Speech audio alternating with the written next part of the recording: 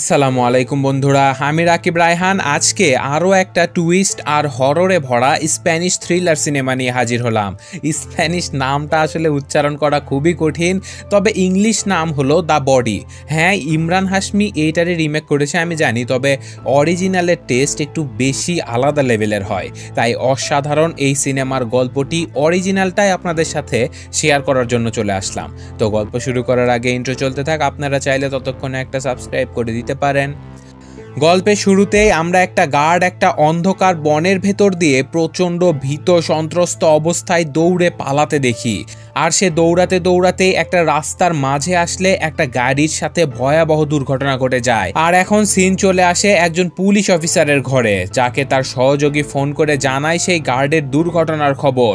আর খবর পেয়ে সেই অফিসারটি এই মাঝরাতেও বেরিয়ে পড়ে সেই গার্ডের খোঁজ নিতে। আর এখন সে তার সহযোগীর থেকে জানতে পারে সেই গার্ডটি ছিল একটা মর্গের নাইট গার্ড। কোনো কারণ ছাড়াই সে মাঝরাতে তার ডিউটি থেকে পালিয়ে যায় আর দৌড়াতে দৌড়াতে সে গাড়ির সামনে এসে পড়ে। এখন পা ভেঙে তার গুঁড়ো গুঁড়ো হয়ে গেছে আর মাথায় আঘাত লাগার কারণে সে এখন কোমায়। এই সব কথা শোনার পরে সেই অফিসার তার পুরো টিম নিয়ে চলে যায় সেই মর্গের তল্লাশি নিতে। আর সে জানতে পারে এই গার্ড এই মর্গে রাতের বেলা একাই ডিউটি করত বিগত 3 বছর ধরে, কিন্তু গতকাল হুট করে এই মর্গের সাইরেন বেজে ওঠে। আর গার্ড যখন লাশ কাটা ঘরে দেখতে যায় তখন সে দেখতে পায় মর্গ থেকে মাইকা নামের একজন মহিলার লাশ গায়েব হয়ে গেছে। আর এটি দেখে ভয়ে সে দৌড়ে পালিয়ে গেছে।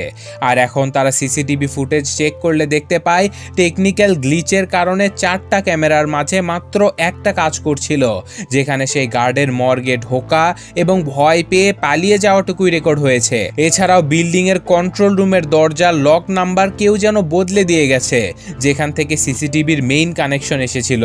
আর এখন সেখানে সেই দরজার লক খোলার জন্য লোকজন চলে আসে। আর তাই অফিসার জেমি তার সহকারী পাবলোকে বলে, এই মৃত মহিলাটির ব্যাপারে আমাকে বলো তো, কাহিনীটা আসলে কি। এখন পাবলো বলে মাইকা ছিল এক বিশাল ফার্মাসিউটিক্যালস কোম্পানির মালিক। সে তার 2 বোনকে নিয়ে এই ব্যবসা চালাতো। তার হাজবেন্ডের নাম ছিল অ্যালেক্স। আর আজকে বিকেলেই মাইকার হার্ট অ্যাটাকে মৃত্যু হয়ে যায়। জেমি বলে, বাহ, মহিলা তো দেখি অনেক বড় লোক। তো যাই হোক, এখন অ্যালেক্সকে দেখানো হয় সে প্রচণ্ড মনমরা হয়ে শুয়েছিল আর তার পরিবারের লোকজন তাকে সান্ত্বনা দিচ্ছিল। কিন্তু অ্যালেক্স তাদেরকে জানায় যে তার একটু একা থাকা খুবই দরকার, তাই সে তার পরিবারের লোকজনদেরকে বিদায় করে দেয়। আর এখন তার বাড়ি থেকে সবাই চলে গেলে অ্যালেক্স নিজেও তার বাইক নিয়ে চলে আসে আরেকজন মেয়ের বাড়িতে। মেয়েটির নাম ছিল কার্লা। সে ছিল অ্যালেক্সের গার্লফ্রেন্ড। এখন ভেতরে এসে অ্যালেক্স মেয়েটিকে বলে, সব কাজ শেষ, এখন তোমার আর আমার মাঝে কোনো বাধাই নেই। কিন্তু এখনই আবার ফোন আসে অ্যালেক্সের কাছে। অ্যালেক্স ফোন রিসিভ করলে তাকে একজন পুলিশ অফিসার জানায় যে তার স্ত্রীর বডি মর্গ থেকে গায়েব হয়ে গেছে, তাই এক্ষুনি তাকে মর্গে যেতে হবে। এই কথা শুনে অ্যালেক্সের মাথায় যেন আকাশ ভেঙে পড়ে। সে কার্লাকে বলে, লাশ গায়েব হয়ে গেছে। কার্লা তাকে বলে, কি বলো, তুমি ওকে মারার পরে চেক করেছিলে তো? অ্যালেক্স বলে, হ্যাঁ, ও 100% শিওর মারা গেছে, অর্থাৎ মাইকাকে খুন তার স্বামী করেছিল। এখন অ্যালেক্স চলে আসে সেই মর্গে। সে এসে অফিসার জেমিকে বলে, আমার স্ত্রীর বডি কি আপনাদের মর্গেও নিরাপদ নয়? জেমি বলে, দেখুন, মর্গে 24 ঘন্টায় গার্ড উপস্থিত থাকে। তাছাড়াও লাশ চুরি হলে মাত্র একটা হয় না, অনেকগুলো হয়, তাও কম বয়সী বডি। এটা শুধু একটা লাশ চুরি নয়, এর পেছনে আরো বড় কিছু লুকিয়ে আছে। আপনি বলেন আপনার স্ত্রীর সাথে কারো শত্রুতা ছিল বা আপনার সাথে কোনো শত্রুতা? অ্যালেক্স বলে, না, আমাদের কোনো শত্রু নেই, কিন্তু আপনারা গার্ড বা সিসিটিভি ফুটেজ দেখলেই তো পারে। জেমি বলে, গার্ড লাশ গায়েব হয়ে যাবার ভয়ে এখান থেকে পালিয়ে গেছে আর একটা দুর্ঘটনায় সে এখন কোমায়, আর ক্যামেরাও নষ্ট ছিল। তো যাই হোক, আপনার পরিবারের লোকজনদের কারো সাথে শত্রুতা ছিল নাকি? অ্যালেক্স বলে, সেটা আপনি ওর বোনদেরকে জিজ্ঞেস করে নেন। এজেন্ট পাবলো বলে, আমরা ওনার বোনেদের কাছে গিয়েছিলাম, ওনারা স্টেটমেন্ট দিয়ে দিয়েছে, তারপরেই তো আমরা আপনার কাছে যাই, কিন্তু আপনি তো বাড়িতে ছিলেন না, তাই ফোন করে ডেকে পাঠাই।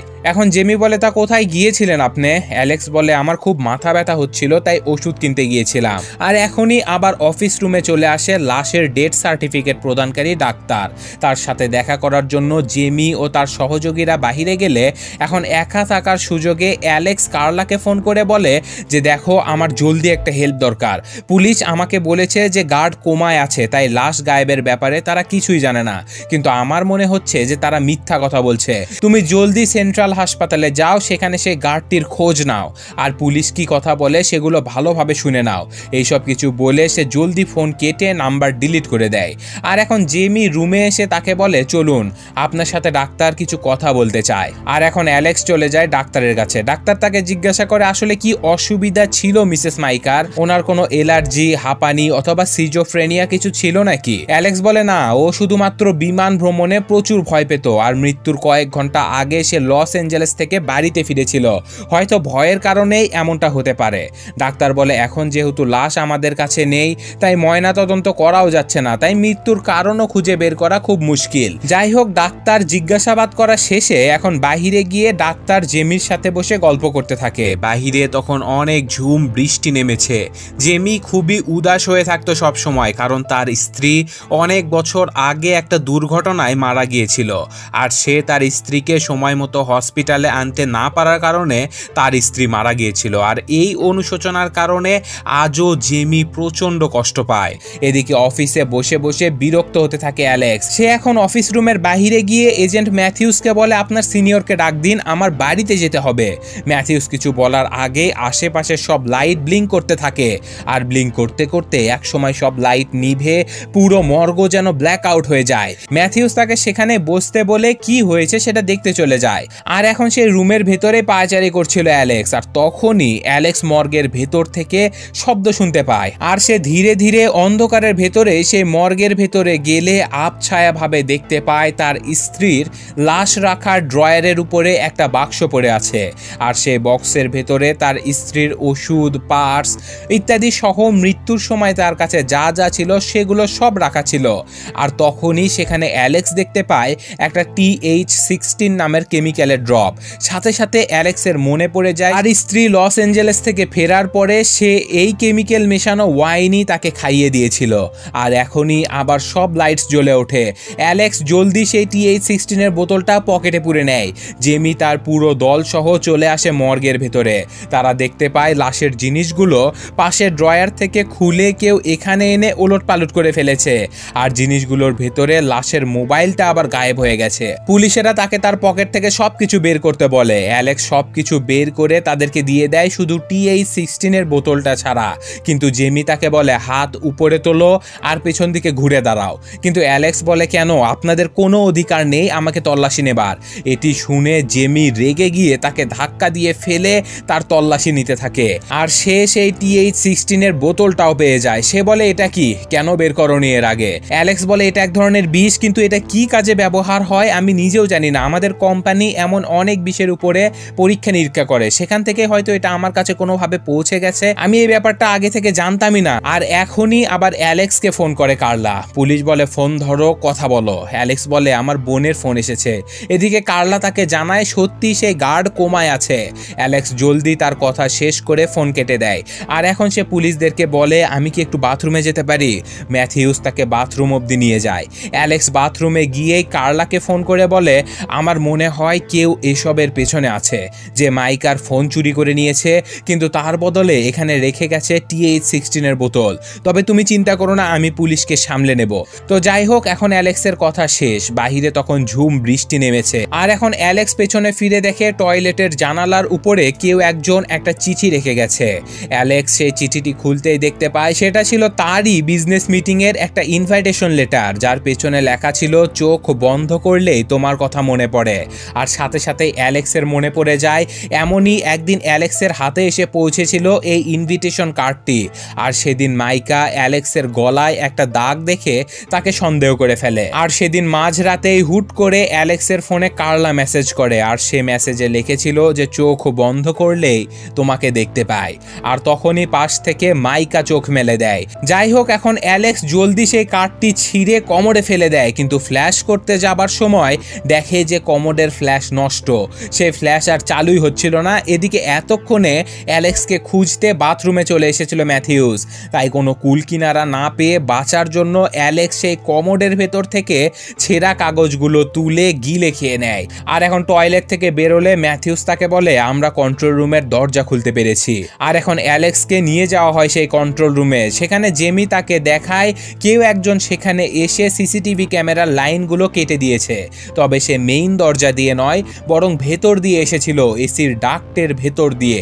এখন পুলিশের আরেক দল সেই ডাক্টের বাহিরেও একটা জুতার ছাপ খুঁজে পায়, আর সেই ঘরের ক্যালেন্ডারটিতে কেউ একজন তারিখ সেট করে রেখেছিল 20 মার্চ 2012, আর সেই ঘরের দরজার পাসওয়ার্ডও ছিল 2002-2012। তো এটা শোনার সাথে সাথে আবার অ্যালেক্সের মনে পড়ে যায় তার ল্যাবরেটরির দরজার পাসওয়ার্ড, কারণ সে তার ল্যাবরেটরির দরজার পাসওয়ার্ড দিয়েছিল 20-03-2012, কারণ এই দিনে তার সাথে কার্লার দেখা হয়েছিল। কিন্তু তখনই সেখানে চলে আসে মাইকা। সে সেদিন অ্যালেক্সকে একটা বাইক উপহার দেয়। যাই হোক, এখন তারা সেই রুম থেকে বেরিয়ে একটা লিফটে করে নিচের দিকে নামতে থাকে, আর অ্যালেক্সকে বলে আপনার স্ত্রীর লাশ ওরা এই লিফট দিয়েই নামিয়ে নিয়ে গেছে। বাহিরে আমরা একটা জুতার ছাপও খুঁজে পেয়েছি। আচ্ছা, আপনার জুতার সাইজ কত? অ্যালেক্স আবার টেনশনে পড়ে যায়, তবে সে বাধ্য হয়ে বলে যে 42 সাইজ। আর তখনই তাদের লিফটে সমস্যা হতে শুরু করে। লিফট থেমে যায়, সবকিছু অন্ধকার হয়ে যায়। ম্যাথিউস ওয়াকি টকি দিয়ে জানতে চায় এই সব কি হচ্ছে। কেউ একজন জানায় যে বিল্ডিং এর উপর থেকে ধোঁয়া বেরোচ্ছে, মনে হয় আগুন লেগে গেছে। আর এখন তাদের লিফট এসে পৌঁছে গেছে বেসমেন্টে। চারিদিকে ইমার্জেন্সি পাইপ থেকে পানি পড়ছে। সবাই দৌড়ে বেরোনোর চেষ্টা করতে থাকে, আর তখনই অ্যালেক্সের কাছে ফোন চলে আসে কার্লার। অ্যালেক্স এখন কার্লার সাথে কথা বলতে বলতে তার সামনে মৃত মাইকার পায়ে বাঁধা সেই ট্যাগ ঝুলে থাকতে দেখতে পায়। কার্লাকে বলে আমার মনে হয় মাইকা বেঁচে আছে। সে তার সামনে মাইকার ভয়ানক সব ভিশনস দেখতে পায়। সে বলে আমার সামনে তোমার মেসেজ, আমাদের দেখা হওয়ার তারিখ, এই সব কিছু বারবার বিভিন্নভাবে ফিরে এসেছে। এই সব কিছু তুমি আর আমি ছাড়া কেউ জানি না। অবশ্যই মাইকা কোনোভাবে এসব কিছু বুঝতে পেরেছে, আর সে অবশ্যই জীবিত আছে। কিছু একটা তো বিশাল সমস্যা হয়েছে এখানে। এদিকে অঝোর বৃষ্টির মাঝে গাড়িতে বসে এই সব কিছু শুনে মহা চিন্তায় পড়ে যায় কার্লা। আর এখনই সেই বিল্ডিং এর সকল পানি পড়া বন্ধ হয়ে যায়, আর পেছন থেকে হাজির হয় জেমি। সে তাকে দেখেই বলে তোমার বোন ফোন দিয়েছিল তাই না, দেখি ফোনটা। জেমি তার থেকে ফোনটা জব্দ করে নেয়। অ্যালেক্সকে বসিয়ে রাখে একটা ঘরে, কিন্তু ফোনের কল লিস্ট ছিল একদম ফাঁকা, আর সিম রেজিস্টার্ড না হওয়াতে অপারেটর থেকেও কোনো তথ্য জানা যায়নি। এদিকে সেই বন পুরোপুরি তল্লাশি করে ফিরে এসেছিল জেমির আরেকটা পুলিশ টিম। সেখানেও কিছু পাওয়া যায়নি, তবে মর্গের টয়লেট থেকে সামান্য একটা ছেঁড়া কাগজের টুকরো পাওয়া গেছে। এইসব কিছু শুনে জেমি অ্যালেক্সকে ভালোভাবে একটা ঘরে বন্ধ করে রাখে, আর সেই বদ্ধ ঘরে বসে বসে মাইকার ভিশনস দেখতে থাকে অ্যালেক্স। আর তখনই পাশের লাশ কাটা ঘর থেকে ফোন বাজতে থাকে। অ্যালেক্স খুঁজতে খুঁজতে একটা লাশের ব্যাগের ভেতরে ফোন খুঁজে পায়, আর সেই লাশটির নাম ছিল জেভিয়ার। আর অদ্ভুতভাবে সেই ফোনে কল করেছিল মাইকা। ভয়ে ভয়ে অ্যালেক্স ফোন তোলে, কিন্তু ফোনে কোনো কথাই ভালোভাবে শোনা যাচ্ছিল না। অ্যালেক্স দেখে সেই ফোনে শুধু একটাই নাম্বার, তা হলো মাইকার নাম্বার। আর সে আবার কল ব্যাক করলে জানতে পারে ফোনটা মাইকার হলেও এখন সেটা আছে অন্য একটা মেয়ের কাছে। মেয়েটা একটা রেস্টুরেন্টে কাজ করে। সে মাইকার মোবাইলটা কুড়িয়ে পেয়েছে বাথরুমে। অ্যালেক্স তো অবাক হয়ে যায়, কারণ মৃত্যুর পরেও ফোন মাইকার সাথেই ছিল। আর এখনই অ্যালেক্সের মনে পড়ে যায় আরাবিস্কো রেস্টুরেন্টের নাম, যেখানে মাইকা আর অ্যালেক্স প্রায়ই যেত। আর তারা একটা ব্যবসায়িক ডিল সফল হবার কারণে সেখানে গিয়েছিল। আর সেখানে মাইকা জেভিয়ার নামের একটা লোকের সাথে দেখা করে। লোকটি ছিল মাইকার মানসিক ডাক্তার। আর এখনই অ্যালেক্স ফোন করে কার্লাকে। সে তাকে সবকিছু বলে দেয় যে আরাবিস্কো রেস্টুরেন্টে মাইকার ফোন আছে, আর সেই রেস্টুরেন্টে দেখা হওয়া মাইকার মানসিক ডাক্তার জেভিয়ারও কোনোভাবে মারা গেছে। তুমি প্লিজ জেভিয়ারের খোঁজ নাও, তাহলে অনেক কিছুই আমরা জানতে পারবো। এদিকে বাহিরে বসে থাকা জেমির কাছে পাবলো খবর নিয়ে এসেছে যে TH16 হলো হার্ট রেট বন্ধ করার একটা ওষুধ। এটা প্রয়োগের 8 ঘন্টা পরে রোগীর হার্ট বিকল হয়ে যায়। আর সে জেমিকেও একটা ফাইল দেয়, যেটা মাইকার বোন গ্লোরিয়া তাকে দিয়েছে। তার কাজ ছিল তাদের সম্পত্তির হিসাব নিকাশ রাখা। আর এখন জেমি আবার দেখা করে অ্যালেক্সের সাথে। অ্যালেক্স তাকে বলে যে আমি বাড়ি যেতে চাই। জেমি বলে আপনার স্ত্রীর লাশ না পাওয়া অবধি আপনি কোথাও যেতে পারবেন না। আমার মনে হয় আপনি আপনার স্ত্রীকে M16 দিয়ে খুন করেছেন, আর ময়না তদন্তে আপনি ধরা না পড়ার জন্য লাশও আপনি নিজেই গায়েব করেছেন। অ্যালেক্স বলে কখনোই না, আমি যদি আমার স্ত্রীকে মারতাম তাহলে কি আমি TH16 এখানে নিয়ে আসতাম? জেমি এখন রেকর্ডার বের করে তাকে জিজ্ঞাসা করে আপনার আর আপনার স্ত্রীর ব্যাপারে কিছু আমাকে বলেন, কারণ আপনার বয়স, আপনাদের বংশ সব কিছুতে কিন্তু বিশাল তফাৎ রয়েছে। বিয়ে আপনি করলেন কিভাবে ওনাকে? অ্যালেক্স বলে, আমি কলেজে পড়ার সময় একবার রাস্তায় আমার গাড়ি নষ্ট হয়ে গিয়েছিল, তখন মাইকা আমাকে সাহায্য করেছিল, আর সেখান থেকে আমাদের পরিচয়, আর ধীরে ধীরে আমরা সম্পর্কে জড়িয়ে পড়ি, আর সম্পর্কটাকে শেষমেশ নিয়ে যায় বিয়ে অবধি। আর এখন জেমি তার সামনে একটা ফাইল রেখে দিয়ে বলে, কিন্তু বিয়ের পরে আপনার স্ত্রী মনে হয় আপনাকে সন্দেহ করত, তিনি তো আপনার উপরে গোয়েন্দা লাগিয়ে রেখেছিল। তাছাড়াও বিয়ের চুক্তিনামায় লেখা ছিল যে যদি ডিভোর্স হয় তাহলে আপনি একটা টাকাও পাবেন না। এইসব তথ্য আমরা গোয়েন্দা জেভিয়ারের কাছ থেকে পেয়েছি। জেভিয়ারের নাম শুনেই মাথায় নষ্ট হয়ে যায় অ্যালেক্সের, কারণ সেই মানসিক ডাক্তার আসলে গোয়েন্দা ছিল। সে তো মরে গেছে, তাই অ্যালেক্স জেমিকে আবার সে লাশ ঘরে নিয়ে যায় জেভিয়ারকে দেখানোর জন্য। কিন্তু অদ্ভুতভাবে সেখান থেকে যেন জেভিয়ারের লাশটাও গায়েব হয়ে গেছে, সেখানে জেভিয়ার নামের কোনো লাশই ছিল না। কোথায় গেল সে? এদিকে একদল পুলিশ ইতিমধ্যে জেভিয়ারের বাড়ি তল্লাশি করতে গিয়েছিল। তারা জেমিকে ফোন দিয়ে জানায় যে তারা সেই বাড়িতে তেমন কিছুই খুঁজে পায়নি, জেভিয়ারের হার্ড ডিস্কও চুরি হয়ে গেছে। এখন জেমি বলে, তোমরা তাহলে এখন অ্যালেক্সের বাড়িতে চলে যাও, আমি ওর বিরুদ্ধে ওয়ারেন্ট বের করছি।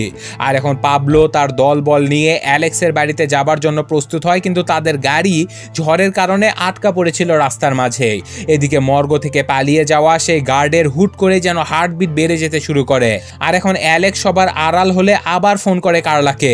সে কার্লাকে বলে জেভিয়ার একজন গোয়েন্দা ছিল, সে আমাদের উপর নজর রাখছিল। কার্লা বলে, হ্যাঁ আমি জানি, কারণ যখন হাসপাতালে গার্ডকে আমি দেখতে গিয়েছিলাম তখন কেউ একজন আমার বাড়ির নিচ দিয়ে একটা খাম রেখে গেছে, আর সেই খামের ভেতরে একটা পেন ড্রাইভ ছিল, আমি তোমাকে কয়েকটা ছবি পাঠাচ্ছি দেখো। আর এখন কার্লা তাকে যে ছবিগুলো পাঠায় তার সবগুলোতে কার্লা আর অ্যালেক্সা একসাথে খুব ক্লোজলি ছিল। কার্লা তাকে একটা কল রেকর্ডও পাঠায় যেখানে তাদের মাইকাকে TH-16 দিয়ে মারার প্ল্যানও করা হয়েছিল। আর কার্লা ভয়ে সেই বাড়ি থেকে অন্য কোথাও পালানোর জন্য বের হচ্ছিল, কিন্তু তখনই সেখানে একটা গাড়ি এসে কার্লাকে আঘাত করে মেরে ফেলে। এটি শুনে অ্যালেক্স দৌড়ে সেই রুম থেকে বেরিয়ে আসে। সে জেমিকে বলে, আমি বাহিরে যেতে চাই এক্ষুনি। জেমি বলে, অসম্ভব, আপনি আমাদের জিম্মায় আছেন। কিন্তু এখন অ্যালেক্স জেমিকে হুমকি দেয়। সে বলে, জানেন আমি কে, আমি কি করতে পারি? কিন্তু জেমি তাকে এক ঘুষি দিয়ে হাত করা পরিয়ে আবার ইনভেস্টিগেশন রুমে নিয়ে আসে।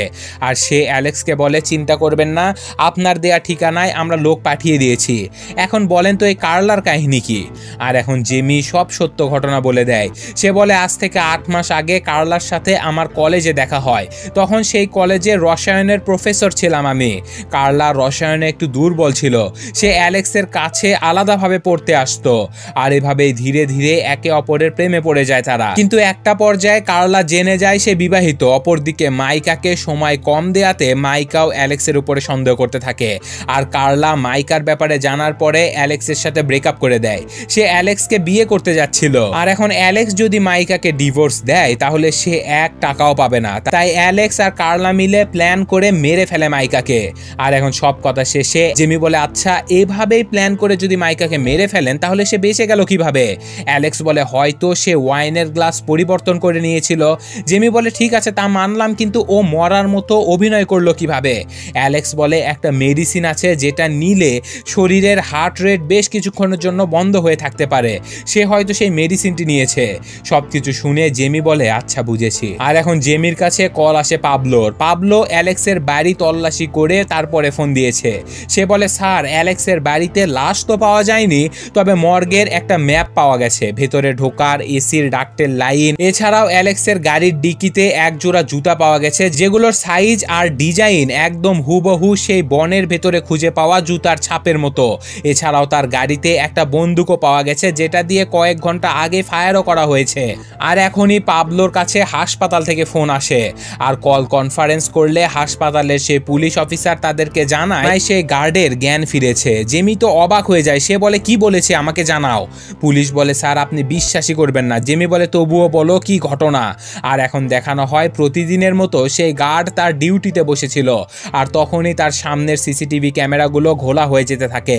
তাই গার্ড চেক করার জন্য একটা লাইট নিয়ে মর্গের ভেতরে চলে যায়, আর অদ্ভুতভাবে সে দেখতে পায় সেখান থেকে মাইকার লাশ গায়েব হয়ে গেছে। প্রচন্ড ভয় পেয়ে যায় গার্ড। সে যখন পেছনে ফিরে তাকায় তখন সে মৃত মাইকাকে যেন বসে থাকতে দেখতে পায়। আর আবার লিফট বন্ধ হয়ে খুলে গেলে আবার সেখান থেকে মাইকার লাশ গায়েব হয়ে যায়। গার্ড সাহায্যের জন্য সাথে সাথে পুলিশকে ফোন করে, কিন্তু তখনই একজন মুখোশধারী লোক এসে গার্ডের পাশেই গুলি চালায়। গার্ড প্রচন্ড ভয়ে জীবন জীবন বাঁচাতে দৌড়ে পালাতে থাকে। পুলিশ এখন তাকে দুটো বুলেটের খোসা দেখিয়ে বলে এই সেই বুলেটের খোসা যে বন্দুকটি আপনার গাড়িতে পাওয়া গেছে। এখন কি বলবেন? আমরা তো ধরে নিয়েছি যে এই বন্দুক দিয়ে গুলিটি আপনি চালিয়েছেন। অ্যালেক্স বলে দেখুন আমার নিজের কোনো বন্দুকই নেই, ওটা মাইকার বন্দুক, মাইকা এসব করেছে, ও মেডিসিন নিয়ে নিজেকে মৃত সাজিয়েছে। পরে ওর সহযোগী গোয়েন্দা ওকে লাশ ঘর থেকে বাঁচিয়ে তুলে নিয়ে পালিয়ে গেছে, ওরাই সব কিছু করেছে। কিন্তু জেমি বলে না না, আপনি সব প্ল্যান করেছেন আর আপনি সব কাজ একাই করেছেন, স্বীকার করুন। অ্যালেক্স কাঁদতে কাঁদতে বলে স্যার আমি ওকে খুন করেছি কিন্তু লাশ গায়েব করিনি স্যার, আপনি ওর লাশ খুঁজে বের করুন, আমি সব দোষ স্বীকার করে নেব। এখন আগে আমার কার্লাকে খুঁজে বের করুন স্যার। পুলিশ তার কথা মেনে নিয়ে বেরিয়ে পড়ে কার্লার খোঁজে। আর যাবার পথেই তাদের সাথে দেখা হয় পাবলোর। সে জেমিকে জিজ্ঞাসা করে আমরা একটা লাশ খুঁজে পেয়েছি এই বনের ভেতরে। অ্যালেক্সের আত্মা যেন শুকিয়ে যায়। তারা এখন সবাই মিলে সে লাশটি তুলে আনে। অ্যালেক্স মনে করে এটা হয়তো কার্লার লাশ হবে, কিন্তু লাশ তোলার পরে দেখা যায় এটা ছিল মাইকার লাশ। এখন সব দিক দিয়ে যেন ফেসে গেছে অ্যালেক্স। সে এখন মাইকার খুন আর লাশ গায়েবের একমাত্র প্রমাণিত আসামি। এখন জেমি তাকে বলে আপনি যে ঠিকানা দিয়েছিলেন সেখানে কোনো কার্লা মিলার নামের কোনো মেয়ে থাকতো না, সেই বাড়ি 1 বছর ধরে ফাঁকা পড়ে আছে, ওই এলাকায় কোনো দুর্ঘটনাও ঘটেনি, আমি হাসপাতালেও খোঁজ নিয়েছি কিন্তু কোথাও ওই নামের কোনো মেয়েই নেই। আমার কি মনে হয় জানেন, কার্লা আসলে আপনার কাল্পনিক চরিত্র যে আপনার স্ত্রীকে খুন করার প্ররোচনা দিয়েছে। কিন্তু অ্যালেক্স এখনো মনে করে যে কার্লা বিপদে আছে, সে কার্লাকে বাঁচাতে চায়, তাই সে একটু সুযোগ পেয়ে জেমিকে মেরে সেখান থেকে পালানোর চেষ্টা করে। কিন্তু তখনই অ্যালেক্স অসুস্থ হয়ে মাটিতে পড়ে যায়। ধীরে ধীরে তার পেছনে চলে আসে জেমি। অ্যালেক্স তাকে দেখে বলে যে দেখুন আমি খুনের সাজা মেনে নেব, কিন্তু আগে কার্লাকে বাঁচিয়ে নে, আমাকে প্লিজ সাহায্য করুন। এই কথা শুনে জেমি বলে ও সাহায্য চাওয়ার কথা শুনে আমার একটা কথা মনে পড়লো, আজ থেকে 10 বছর আগে আমার স্ত্রী মারা যায়। সবাই জানতো ও দুর্ঘটনায় মারা গেছে, কিন্তু জানিস ওকে খুন করা হয়েছিল। একদিন আমরা গাড়িতে করে ঘুরতে যাচ্ছিলাম, আমাদের পিচ্চি মেয়ে ইভাও আমাদের সাথেই ছিল, কিন্তু তখনই একটা গাড়ি এসে সোজা আমাদের গাড়িতে ধাক্কা দেয়। আমি আর আমার মেয়ে ইভা কিছুটা ভালো থাকলেও আমার স্ত্রী ভয়ানক রকমের আহত হয়ে যায়। আমি ভেবেছিলাম ওই গাড়িতে থাকা কেউ হয়তো আমাদেরকে সাহায্য করবে, কিন্তু না, তারা আমাদেরকে সেখানেই মরার জন্য ফেলে রেখে চলে গিয়েছিল। মনে পড়ে সেই ঘটনাটি? সেই গাড়িতে তুই আর তোর স্ত্রী ছিলি। আমার স্ত্রী 1 ঘন্টা সেখানে পড়েছিল, ওকে হাসপাতালে নেবার কয়েক মিনিট পরেই ও মারা যায়। সেদিন ডাক্তার বলেছিল যে ওকে যদি আর কিছুক্ষণ আগে আনা যেত তাহলে তাকে বাঁচানো যেত। সেদিন যদি তোরা আমাকে সাহায্য করতি তাহলে আমার স্ত্রী আজও বেঁচে থাকতো। স্ত্রীর মৃত্যুর পরে আমি তোর গাড়ির নাম্বার মনে করার অনেক চেষ্টা করি, সারা বিশ্ব চষিয়ে বেরিয়েছি তোকে খুঁজে বের করার জন্য, কিন্তু কোনোভাবেই তোকে আমি খুঁজে বের করতে পারিনি। কিন্তু অনেক বছর পরে আমার মেয়ে তোকে খুঁজে পায় একটা কলেজের লেকচারার হিসেবে। বুঝতে পারছিস না তো? দাঁড়া। এখন জেমি তার কাছে থাকা তার মেয়ের ছবি দেখায় অ্যালেক্সকে। অ্যালেক্স তো অবাক হয়ে যায়, কারণ জেমির মেয়ে ইভাই ছিল তার কার্লা। অ্যালেক্সের মনে পড়তে থাকে কিভাবে ইভা তাকে ফাঁসিয়েছে, কিভাবে সে তার স্ত্রীকে মারার জন্য উস্কে দিয়েছে। জেমি বলে কার্লার কথা সহ্য করতে পারবি তো? ও পুরোটাই তোর সাথে নাটক করেছে, মায়ের হত্যার প্রতিশোধ নিতে ও তোর সাথে সবকিছু করেছে। আমরা প্ল্যান করে লাশ গায়েব করেছি। ইভাই মাইকার ফোন রেস্টুরেন্টে রেখেছিল, ওই তোর গাড়িতে বন্দুক আর জুতা রেখেছে, আর আমি তোকে মর্গের ভেতরে কল করেছিলাম, আর ফোন রেকর্ড ছবি সবই ছিল আমাদের চাল। জেভিয়ার আসলে কোনো গোয়েন্দাই নয়, আমি তো ব্যাস মাইকার বোনের সাথে তোদের চুক্তিনামার ভেতরে একটা বানোয়াট জেভিয়ারের কাগজ ঢুকিয়ে দিয়েছিলাম। এখন অ্যালেক্সের মাথা তার মৃত স্ত্রীর দিকে ঘুরিয়ে দেয় জেমি। সে বলে খুব শীঘ্রই তুই তোর স্ত্রীর কাছে চলে যাবি, কারণ আমরা যখন তোকে ডেকেছিলাম তখনই কার্লা তোর ড্রিঙ্কসে NH16 এর কয়েক ফোঁটা মিশিয়ে দিয়েছিল। তুই মরলেও কিচ্ছু হবে না, কারণ তোর স্বীকারোক্তি আমাদের কাছে রেকর্ড করা আছে, সকল প্রমাণ তোর বিরুদ্ধে আছে, সুতরাং তুই মরে গিয়ে ভালো থাকবি, সময় গুনতে থাক, টিকটক টিকটক। আর এরই সাথে সাথে আজকের গল্পটা শেষ হয়ে যায়। অসাধারণ একটা থ্রিলার ছিল, স্প্যানিশরা দেখি থ্রিলারের কিং হয়ে যাচ্ছে। তো সিনেমার কালার গ্রেডিং আর গা শিরশির করা একটা আবহ খুবই ভালো লাগছে। জানতাম এটা থ্রিলার সিনেমা, তবুও হররের মতো ফিল পাচ্ছিলাম। তো যাই হোক, আপনাদের কেমন লাগলো সেটা কমেন্টে জানাবেন। আমি বিদায় নিচ্ছি, আল্লাহ হাফেজ।